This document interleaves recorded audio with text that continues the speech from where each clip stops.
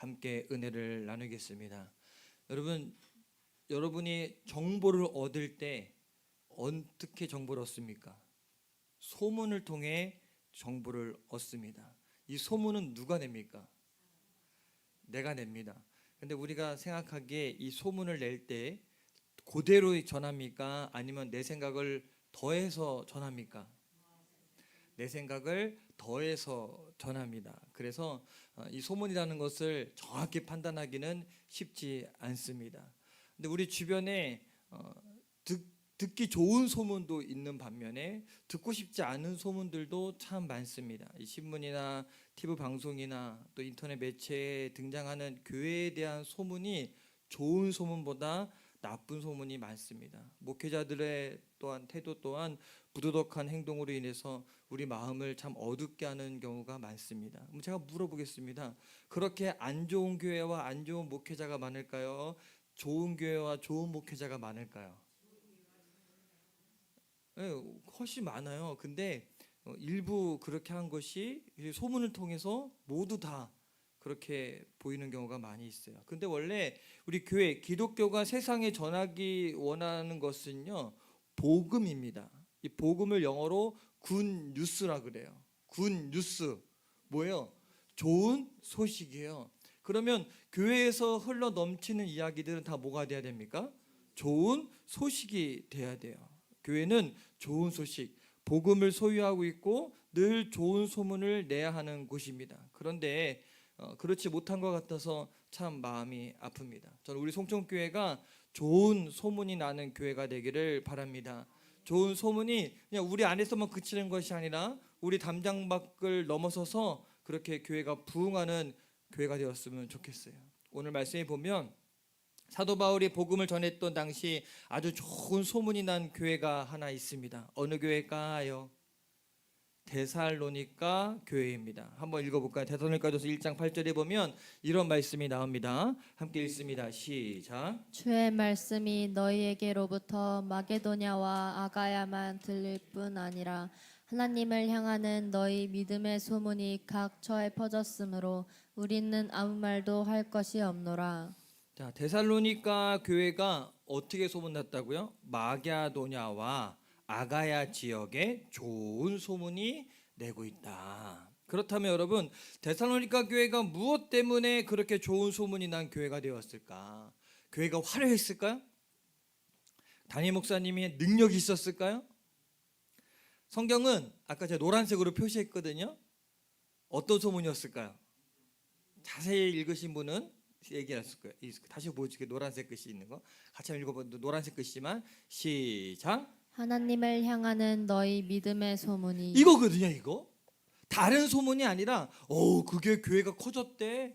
교회에서 뭐 이렇게 기부를 참 많이 한대. 야, 그 교회 목사님 봤어? 너무 멋있어. 연예인 뺨쳐. 야, 말씀 얼마나 재밌게 하는지 몰라. 이 얘기가 아니라 뭐라고요? 하나님을 향한 믿음의 소문이라는 거예요. 데살로니가 교회 성도들의 믿음에 대한 소문, 그 소문이 마게도냐와 아가야 그리고 각 처에 퍼졌다는 겁니다.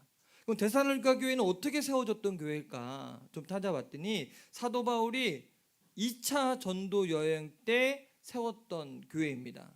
당시 데살로니가는요, 마게도니아 지방의 수도였습니다. 바울은 데살로니가에서 비교적 굉장히 짧은 기간 복음을 전했습니다. 오늘 말씀해 보니까 회당에서 복음을 전했는데 몇 번 전했다고 이야기했냐면 새 안식일 동안 복음을 전했다라고 이야기해요.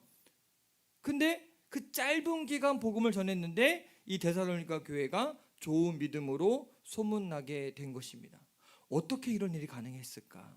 오늘 말씀에서 우리가 알 수 있는 첫 번째 이유는요, 데살로니가에 복음을 전한 사람들이 영향력 있는 사람들이었기 때문입니다. 오늘 우리가 읽은 6절 말씀에 보면 천하를 어지럽게 하던 사람들이 여기에 이름에라는 말이 나옵니다. 이 표현은 좋은 표현이 아닙니다. 야, 너 이렇게 시끄럽게 이렇게 지저분하게 왜 이렇게 사람을 이렇게 혼란스럽게 만들어? 비하하는 말이에요. 당시 사도 바울을 시도하던 유대인들이 바울과 그 일행을 부르던 별명입니다. 시끄럽게 하는 자들. 그런데 재미있는 거는요, 우리말 성경 우리가 읽었던 거 천하를 어지럽게 하던 사람들이라고 표시되어 있잖아요. 영어 성경에 봤더니 천하를 뒤집었던 사람들, have turned the world upside down. 천하를 뒤집은 사람이에요. 세상을 엎었다는 겁니다. 세상을 뒤집었어요. 엎어버린 거예요. 천지가 개벽한 거예요. 좋은 표현일까요? 안 좋은 표현일까요? 우리가 어느 때 그런 표현합니까? 세상을 뒤집어놔라. 야, 너 위대한 사람이 돼서 세상을 뒤집어놔라. 나라가 막 혼란스러워. 그럼 어떻게 해야 돼요? 나라를 뒤집어놔라. 뭐 이런 얘기 하잖아요. 이들의 영향력 속에 탄생한 교회가 바로 데살로니가 교회였어요. 이 사람들의 영향력이 얼마나 강한지 세상을 뒤집을 정도였다는 겁니다. 자, 1절 2절을 한번 다시 읽겠습니다. 시작.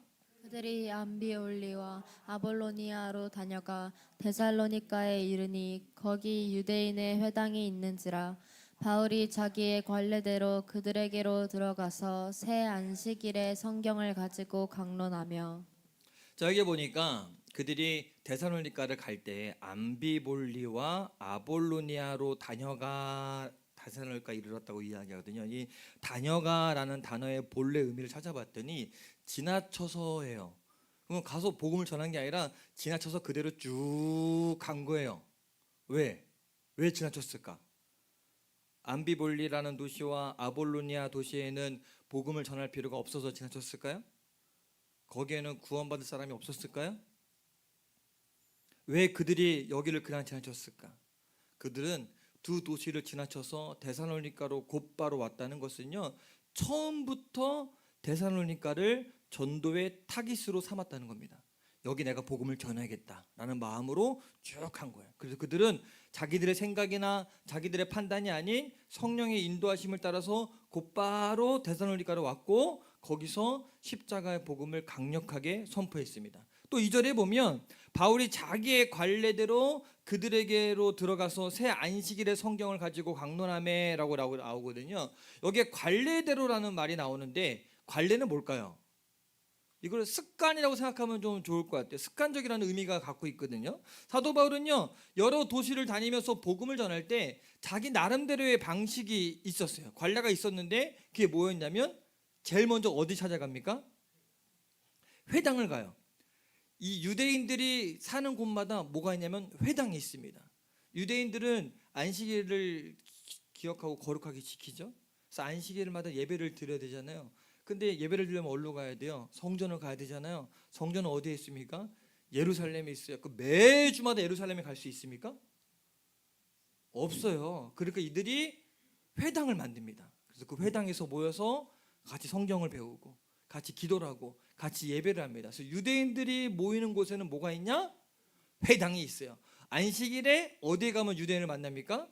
회당에 가면. 그러니까 바울은요, 항상 회당부터 찾아요. 그래서 거기에 회당에 가서 성경을 강론합니다. 새 안식일 몇 주? 3주 동안. 한 달도 채 안 되는 기간입니다. 이 짧은 기간 데살로니가 전 도시가 술렁거렸다는 것입니다. 사도 바울은 당시의 상황을 데살로니가전서 1장 5절에서 이렇게 설명합니다. 함께 읽어볼까요? 시작. 이는 우리 복음이 너희에게 말로만 이른 것이 아니라 또한 능력과 성령과 큰 확신으로 된 것임이라. 이 복음이 말로만 전해진 것이 아니라 성령님의 역사로 능력이 나타났고 그 결과 사람들의 가슴에 큰 확신이 생기게 되었다는 겁니다. 이 성령님의 역사는요, 사람의 말에 있지 않아요.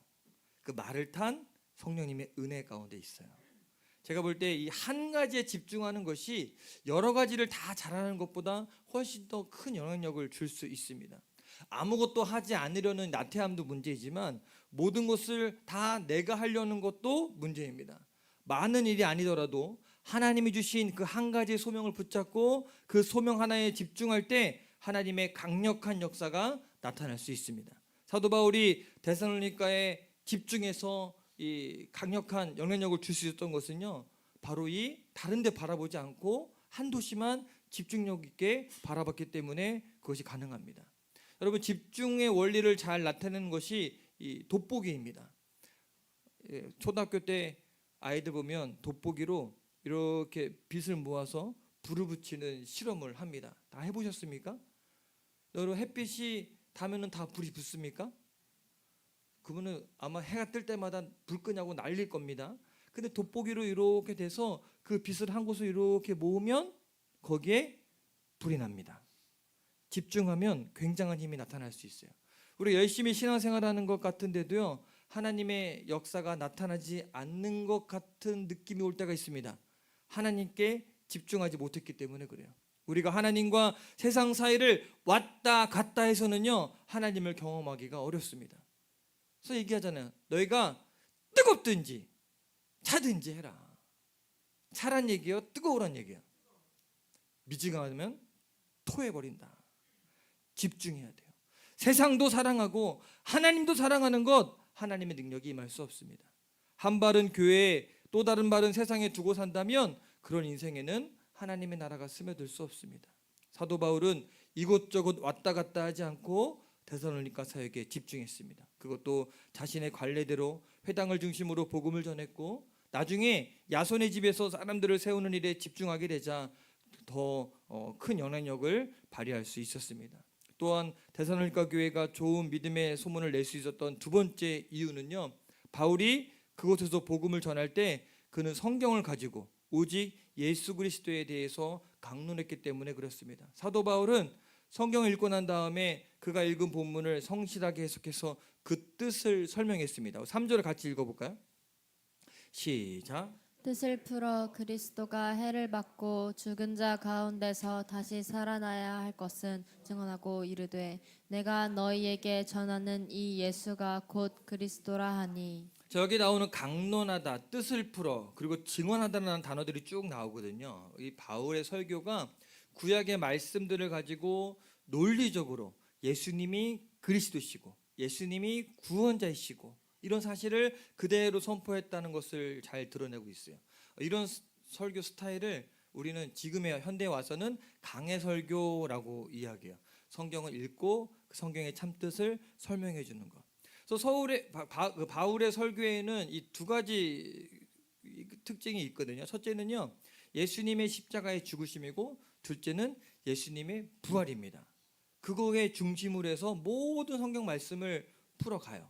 여기에 나오는 해를 받고라는 말은요, 예수 그리스도의 고난을 의미합니다. 바울은 무엇보다 예수 그리스도의 고난, 그 십자가의 죽음에 대해서 선포합니다. 여러분, 하나님의 아들이신 예수님이 이 땅에 와서 고난당할 이유가 있습니까? 없습니다. 그럼에도 불구하고 이 땅에 오셔서 고난을 당하고 십자가에서 죽으신 이유 무엇 때문입니까? 오직 딱 하나예요. 저와 여러분들을 죄에서 구원하기 위해서. 또 사도 바울은요, 예수님의 부활에 대해 선포합니다. 오늘 말씀에 보면 죽은 자 가운데서 다시 살아야 할 것을 증언했다라고 말합니다. 특히 그는 그냥 죽은 자 가운데서 다시 살아나셨다가 아니라 살아나야 할 것이라고, 살아날 수밖에 없는 이유를 성경을 갖고 설교합니다. 예수님은 부활하셔야 했다는 겁니다. 예수님이 죽어서 끝났어. 그러면 없어. 왜냐하면 그분은 하나님의 아들이기 때문에, 곧 하나님이시기 때문에. 생명이신 예수님은요, 본질적으로 무덤에 계실 분이 아닙니다. 그 예수님은 죽음을 이기셨고 지금도 살아계신 분입니다. 중요한 것은요, 그리스도께서 부활하심으로 저와 여러분들을 역시 똑같이 부활의 생명, 영생을 얻게 되었다는 겁니다. 예수님의 부활이 없다면 우리 육체는 흙으로 돌아가 썩어서 영원히 멸망했을 것입니다. 그래서 우리가 예수님으로 말미암아 어디 소망을 품고 삽니까? 천국 소망 품고 삽니다. 자, 다시 한번 오랜만에 여쭤보겠습니다. 여러분은 오늘 밤에 죽으면 어디 가겠습니까? 확실합니까? 나 잘 모르겠어요. 천국과 지옥 어디 한 중간쯤? 손 한번 들어볼까요? 아니, 좀 더 노력을 더 하면 내가 갈 수 있을 것 같아요. 지옥에 한 발 더 가 있는 것 같아요. 손 한번 들어볼까요? 여러분 다 천국 갈 수 있으십니까? 여러분의 능력과 여러분의 힘이 아닌 예수 그리스도를 믿음으로 말미암아 우리에게 그 자격이 주어졌어요. 사도 바울의 강론의 핵심은요, 결국 예수 그리스도의 십자가의 죽음과 부활이었습니다. 그는 데살로니가 회당에서 내가 너희에게 전한 예수가 바로 그리스도이시다, 이 예수를 믿어야 구원을 얻고 생명을 얻을 수 있다, 담대하게 외칩니다. 놀라운 것은 바로 이 말씀의 강론이 데살로니가라는 이 도시를 술렁이게 했다는 겁니다. 이유는 분명합니다. 바울이 외친 이 메시지가 온 인류를 죄와 죽음에서 건져낼 수 있는 복음 중에 복음이었기 때문에 그래요. 여러분, 십자가의 복음과 부활의 복음은요, 옛날이나 지금이나 똑같아요. 어둠의 영을 꺾을 수 있는 능력이고 사람들을 구원하고 세상을 뒤집어 놓을 수 있는 하나님의 복음입니다. 저는 교회란 누가 뭐라고 해도 예수 그리스도의 이름을 선포해야 하는 곳이라고 생각하고 그렇게 믿습니다. 성경의 근거에서 왜 예수님이 죽어야 했는지, 또 부활하셔서 지금도 살아계신 그 예수님을 분명하게 선포하는 것이 교회에게 주어진 사명입니다. 시대가 많이 변했죠. 옛날 같지 않아요. 옛날에 30년 전 예배 스타일과 지금의 예배 스타일이 같습니까? 다르죠. 달라요. 저희 교회는 뭐 사도신경도 안 외우고 묵상도 안 해요. 그냥 찬양하고 바로 기도하고 예배 시작하잖아요. 시대가 변하면 교회 사역 스타일이나 예배 스타일 얼마든지 변할 수 있다고 저는 생각합니다. 중요치 않아요. 그런데 역사가 흘러가도 절대 변해서 안 되는 것이 있습니다. 그게 뭐냐면 복음입니다. 왜냐하면 한 사람을 변화시키고 세상을 살리는 길이 성경에서 말하는 십자가의 복음 외에 다른 길이 없기 때문에 그래요. 그래서 저는 사실 복음적인 설교를 하려고 노력하고 있어요. 또 성경을 떠나서 설교하지 않으려고 애를 쓰고 있습니다. 예전에 초창기 때 연세 드신 분이 좀 많이 계시니까 제가 예화를 많이 이야기를 했어요. 근데 어떤 단점이 있냐면 설교 끝나고 나면 설교에 예수님 얘기는 하나도 기억하지 못해. 뭐만 기억하냐면 예화만 기억하는 거예요. 그래서 이러면 안 되겠다 싶어서 제가 설교 방식을 많이 바꿨습니다. 가급적 예화를 안 하려고 해요. 그럼 어떤 일이 벌어지냐? 조시는 분들이 생겨요. 근데 그럼에도 복음은 능력이에요. 자꾸 듣다 보면 그 복음이 내 가슴에 꽂혀서 나의 삶을 변화시킬 것입니다. 여러분, 데살로니가 교회가 믿음의 좋은 소문을 내게 된 것은요, 복음이신 예수 그리스도를 붙잡고 그 예수님과 함께 동행했기 때문입니다. 그 결과 믿음의 역사, 사랑의 수고, 소망의 인내가 곧 그들의 삶이 되었습니다. 오늘 우리 교회 역시 그렇게 되길 바랍니다. 지금도 살아계신 예수 그리스도도 우리 안에 계신 주님을 바라보고 주님과 함께 할 때 영향력 있는 교회가 될 수 있습니다. 마지막으로 세 번째, 이 데살로니가 교회가 소문난 교회가 될 수 있었던 것은요, 그들 중에 복음에 설득당한 사람들이 많이 일어났기 때문에 그래요. 4절 한번 같이 읽어볼까요? 시작. 그 중에 어떤 사람 곧 경건한 헬라인의 큰 무리와 적지 않는 귀부인도 권함을 받고 바울과 실라를 따르나. 여기 보니까 바울이 전한 복음을 듣고 회개한 사람들은요, 유대인이 아니라 누구예요? 헬라인이었어요. 경건한 헬라인의 큰 무리와 적지 않은 귀부인들이 권함을 받고 그들을 따르게 되었다라고 이야기합니다. 당시에 헬라인들은요, 이 회당의 정식 멤버가 될 수 없었어요. 그런데 그 중에 헬라인 중에서도 하나님을 믿었던 사람들이 있었거든요. 그 말씀을 듣고 싶으면 이들이 회당에 찾아오는데 회당에 들어가지 못하고 문 입구에서 말씀을 듣습니다. 그래서 유대인들은 이들을 뭐라고 이야기하냐면 문의 개종자다. door, 문의 개종자다라고 이야기해요. 유대인 입장에서 보면 헬라인들은 하나님 나라에 가도 문을 통과하지 못하고 문간 정도에 앉아서 머물 수 있는 자격이 있는 사람이다라고 생각을 한 거예요. 그러나 이것은 유대인들의 완전히 잘못된 생각이었습니다. 당시 하나님께 돌아온 헬라인들은 유대인들보다 훨씬 더 하나님을 갈망했던 사람들이었어요. 이들은 우상이 얼마나 헛된 것인지를 깨닫고 지금까지 자신들이 섬겨왔던 우상들을 다 버리고 하나님께 돌아온 사람들이었습니다. 이들에게 바울이 전한 십자가의 복음은 그야말로 하나님의 빛이었습니다. 구약 성경에 예언했던 그 메시아가 예수님이시구나. 예수님이 이미 오셨고 우리를 위해 죽으셨구나. 그 성경의 말씀을 듣자마자 그들은 예수님을 구원자로 인정하고 믿게 되었다는 겁니다. 특히 방금 읽은 4절에 보면 권함을 받고 따르나라는 말이 나오는데 여기에 나오는 권함을 받았다라는 원 뜻을 봤더니 설득당하다, 동의하다라는 뜻을 가지고 있었습니다. 이 말은요, 여러 성경에서 다양하게 번역이 되었거든요. 공동 번역을 봤더니 감화받고라고 번역하였고, 이 세번역 성경에는 승복하여라고 번역했고 또 현대인의 성경에는 믿고라고 번역했어요. 같은 단어인데 번역을 다르게 한 거예요. 그래서 말하자면 경건한 헬라인들은요 바울이 전한 복음을 듣고 감화받았고 설득당하고 승복하고 믿었다는 겁니다. 또 여기에 나오는 따르다라는 단어를 봤더니 제비 뽑아 활당하다, 자기 몫으로 하다라는 뜻을 갖고 있거든요. 마치 제비를 뽑으면 그건 누구 거 됩니까? 내 거가 되듯이 하나님의 말씀을 자기 것으로 삼았다는 겁니다. 나 못 줘, 이거 내 거야 라는 뜻이에요. 무슨 말입니까? 경건한 헬라인의 큰 무리들은요 하나님의 말씀을 들을 때 그 말씀이 바로 나에게 주신 그 말씀으로 받았다는 겁니다. 그들은 바울의 설교를 다른 사람이 들어야 할 말씀이 아니라 바로 내가 들어야 할 나에게 주시는 말씀으로 들었다는 겁니다. 여러분은 설교 들을 때마다 나에게 주시는 말씀으로 들으십니까? 아니면 이 말씀은 아무 개가 들어야 되는데 라고 생각하십니까? 확실하십니까? 그렇다면 우리가 하나님의 은혜를 경험하는 길이 분명합니다. 그것은 하나님의 말씀에 우리 자신이 설득당하는 겁니다. 튕겨내는 게 아니라 설득당하는 거예요. 듣기 싫어서 귀를 막는 게 아니라 설득당하는 거예요. 변화되기 어려운 사람들, 하나님의 은혜를 경험할 수 없는 사람들은 누굴까요? 그러면 하나님의 말씀을 듣고도 그 말씀에 설득당하지 않는 사람들입니다. 어떤 분은 내 자존심 때문에, 또 어떤 분은 조금 알고 있다는 그 얄팍한 지식 때문에 설득당하지 않습니다. 또 어떤 사람은 하나님의 말씀인 줄 알면서도 세상적인 지위나 체면 때문에 설득당하지 않으려고 노력하는 사람들이 있습니다. 그래서 사실 이런 사람들이 불행한 사람들이에요.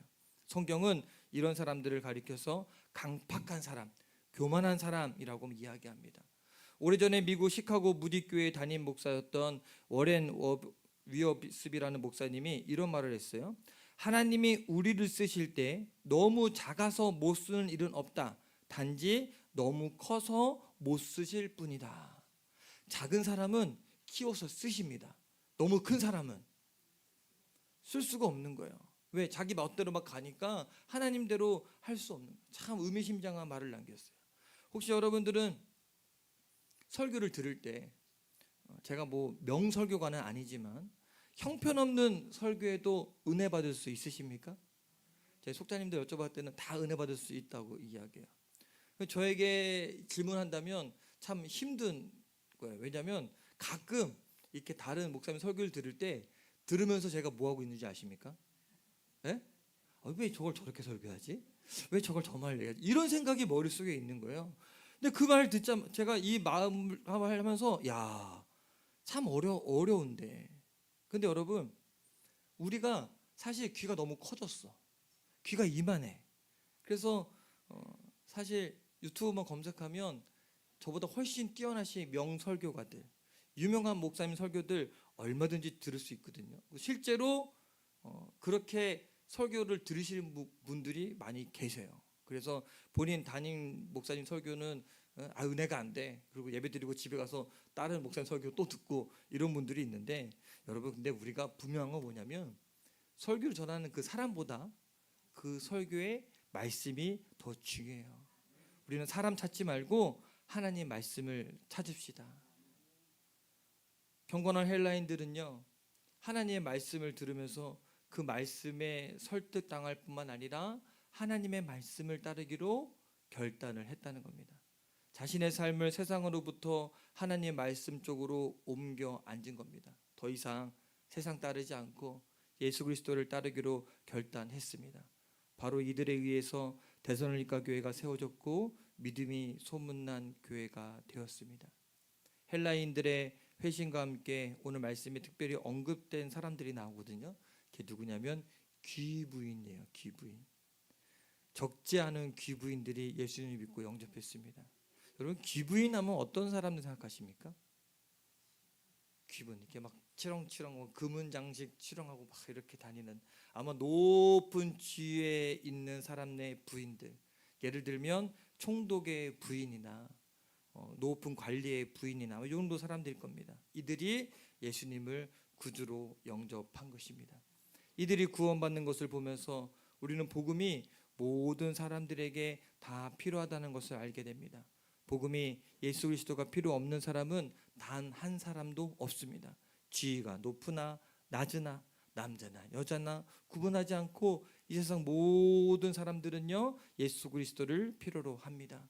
세상에서 높은 지위에 있다고 영원까지 행복한 것은 아닙니다.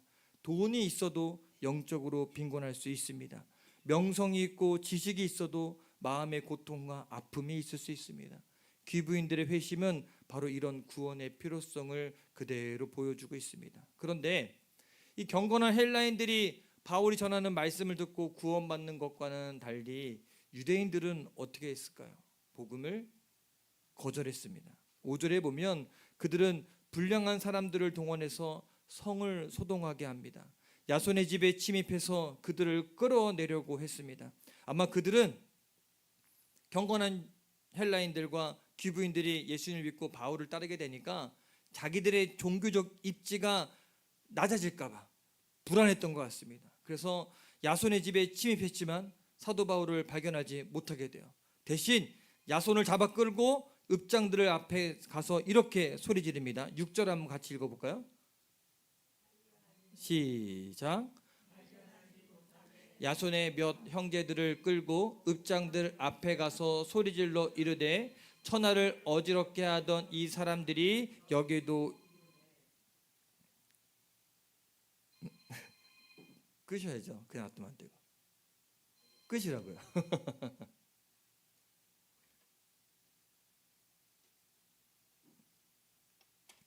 자, 여기 말하는 천하를 어지럽게 하는 자들이다. 무슨 뜻일까요? 유대인들이 지금 따라 용역을 건달들을 동원한 거예요. 동원을 해서 잡아 끌려갔더니 사람들이 없어. 그러니까 사방 소문을 내는 거야. 야, 이들이 가이사의 명을 거역하고 다른 임금 예수를 섬기는 자들이다. 반란을 일으키는 사람들이다. 라고 하면서 거짓 소문을 쫙 퍼뜨립니다. 바울은 거리에서 사람들을 선동한 적 없습니다. 어디서만 복음을 전했다고 성경에 나옵니까? 회당에서만 복음을 전했어요. 그리고 황제 이외에 다른 임금을 섬겨야 된다고 가르친 적 있습니까? 없습니다. 이들은 복음을 왜곡한 겁니다. 그러나 여러분, 이런 유대인들의 방해에도 불구하고 복음의 역사는 멈추지 않았습니다. 유대인들은 불량배들을 동원해서 소동을 일으켰지만 십자가 복음은 사람들의 마음을 움직였고 수많은 헬라인들과 귀부인들은 그리스도를 따르게 되었습니다. 사람의 힘으로 하나님의 역사를 막을 수 없습니다. 유대인들의 방해에도 불구하고 그곳에 데살로니가에 교회가 세워졌고 당시 1세기 가장 좋은 믿음으로 소문난 교회가 되었습니다. 여러분에게는 우리 송촌교회가 자랑거리가 되십니까? 우리 교회의 좋은 소문을 많이 내십니까? 여러분 우리 교회에 뭘 자랑하시겠습니까? 다른 분이 여러분에게 아우 교회 매주 가는데 교회 뭐가 그렇게 좋아서 가? 송촌교회는 뭐가 있어? 라고 이야기하면 무슨 얘기 하실래요? 고민이 되십니까? 내가 교회 왜 오지? 막 이런 생각하십니까? 우리 교회는 복음이 살아있는 교회가 되었으면 좋겠습니다. 십자가의 복음이 분명하게 선포되는 교회, 그리고 그 말씀에 내가 먼저 설득당하고 그 말씀이 살아있는 교회가 되었으면 좋겠습니다. 성경 말씀대로 따르기로 결단하는 좋은 믿음의 사람들이 저와 여러분이 되었으면 좋겠습니다. 부정적인 얘기나 안 좋은 얘기하는 것이 아니라 야, 어떻게 이 말씀이 나에게 다가왔네. 그 말씀대로 살아가는 것이 나에게 유익이 됩니다. 이렇게 전도할 수 있게 되었으면 좋겠어요. 그렇게 함으로써 강력한 복음의 능력이 우리의 교회의 담을 넘어서 지역 주민과 더 나아가 파주로 다 흘러가서 수많은 사람들을 주님께 돌아오게 하고 무엇보다도 다른 데 먼저 가는 것이 아니라 우리 송천교회 성도님들 가슴에 십자가의 복음이 분명하게 새겨지는 큰 은혜가 임하게 되기를 주님의 이름으로 간절히 축원합니다. 올 한 해를 마무리하면서 우리 교회가 이런 좋은 소문이 나는 교회가 되기를 간절히 소망합니다. 저 지역 사람들이 송천교회 하면은 누구나 다 좋아하는 교회, 그런 교회가 되었으면 좋겠어요. 예전에 어느 분이 저한테 그래요. 동네 분을 전도하러 갔더니 아 자기는 송정교회 다닌다고. 그래서 누구신데 했더니 얘기 들어보니까 저는 모르는 분이야. 근데 송정교회는 알아. 그리고 전도 모임 하면서 이 동네에 돌잖아요. 그건 송정교회에서 그 전도용품을 받으면서 그렇게 반가워들 하세요. 그러면서 교회는 안 오지만 우리 교회는 알아. 좋은 교회. 근데 더 복음에 대한 소문이 나서 그분들도 예수를 믿고 구원받는 역사가 속히 일어나게 되기를 간절히 축원합니다. 좋은 소문은요, 우리가 만든 이야기가 아닙니다. 하나님께서 우리 인생에 행하신 그 은혜의 이야기가 바로 곧 좋은 소문이 됩니다. 우리 같이 이 시간에 찬양으로 온 이 한 해를 은혜 앞에 내려놓았으면 좋겠습니다.